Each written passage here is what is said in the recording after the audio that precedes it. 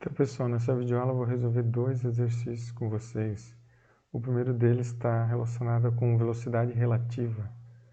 O enunciado diz o seguinte: um automóvel aproxima-se de um paredão, como ilustrado a figura. É incorreto afirmar que...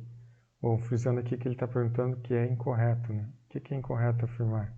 Uma dessas dessas 5 alternativas aqui está incorreta, né? Então a gente vai assinalar que estiver incorreta. O automóvel está em movimento em relação ao paredão. Bom, ele afirma aqui, né?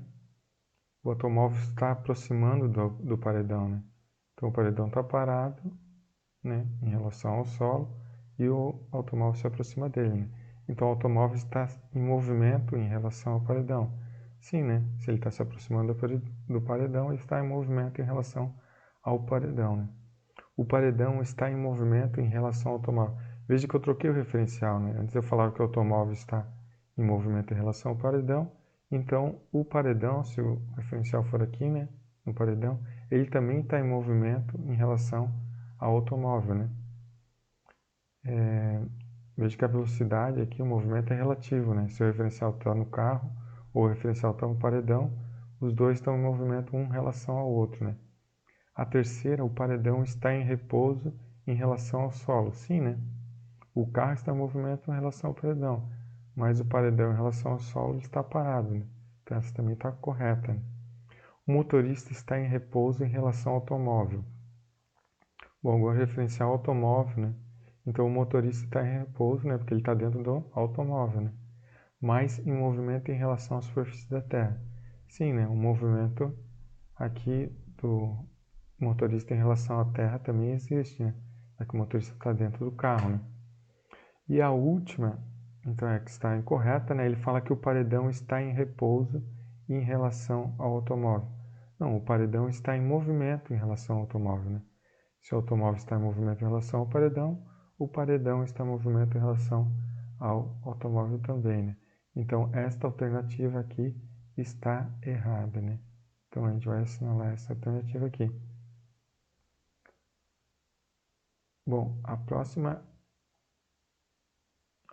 questão, ela envolve o plano cartesiano. Então, a gente tem que encontrar as coordenadas, né? X e Y desses pontos aqui no plano, né? O enunciado diz o seguinte: por meio de pares ordenados, x e y, olha como a gente representa aqui, né? O primeiro x, o valor do x, né? Depois do y, determina as posições dos pontos A, D, F e G. Então ele pede as posições só de A, D, F e G, né? No plano definido pelos eixos cartesianos ortogonais, o x e o OY, né? De origem O, né? Ou zero aqui, né? Cada divisão do quadriculado representa 1 metro. Bom, como que a gente vai encontrar esses pontos aqui no plano, né? A gente vai representar eles assim, né? Os pares, x e depois o y.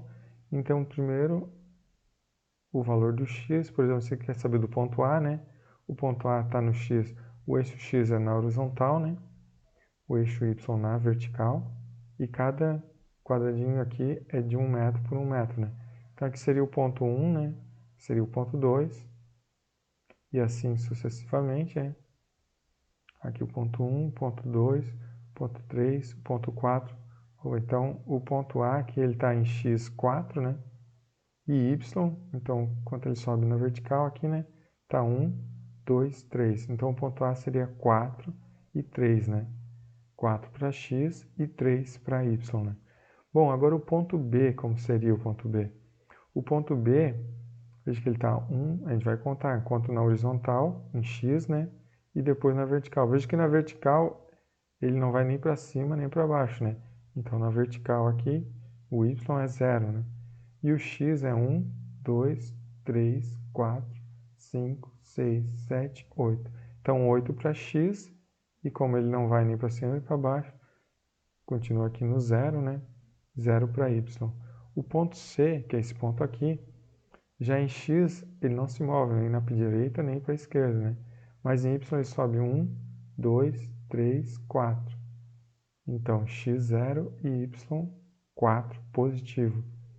Bom, até aqui a gente foi para a direita, né? E para cima. Então, Para a direita é positivo, para cima é positivo, né?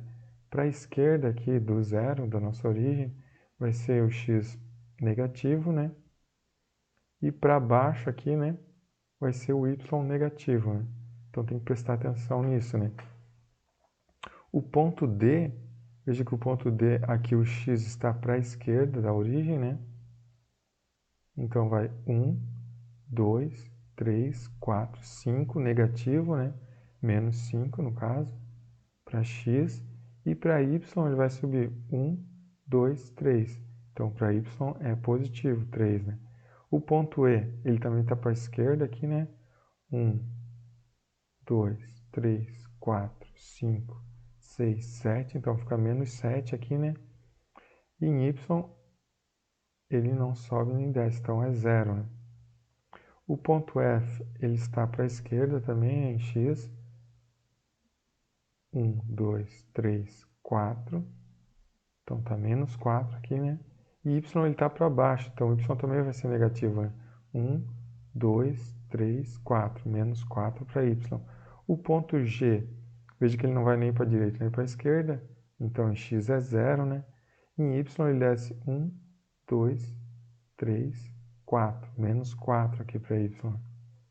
E o ponto H, ele está para a direita, né? Positivo em x. 1, 2, 3, 4, 5, 6. Então aqui é o ponto 6.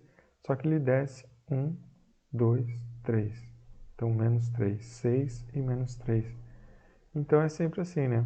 Aqui é a nossa origem. Quando eu vou para a direita, o x é positivo, né? Quando eu subo, o y é positivo também, né? Aqui, né? Quando eu vou para a esquerda, o y é negativo, o x, desculpa, é negativo, né? E quando eu vou para cima aqui, o y é positivo. Agora, quando eu vou para a esquerda aqui, né? E para baixo, tanto o x quanto o y é negativo. É o caso do ponto F aqui, né? E quando eu vou para a direita, né? X é positivo. Quando eu vou para baixo, o y é negativo. É o caso do ponto H, né? X é positivo, y é negativo. E esses valores aqui representam, né, o número de casas que a gente anda. Bom, como ele perguntou só dos pontos, vamos frisar os pontos que ele pediu o ponto A, tá aqui, né? O ponto D tá aqui, o ponto F tá aqui e o ponto G tá aqui. Bom, então a alternativa correta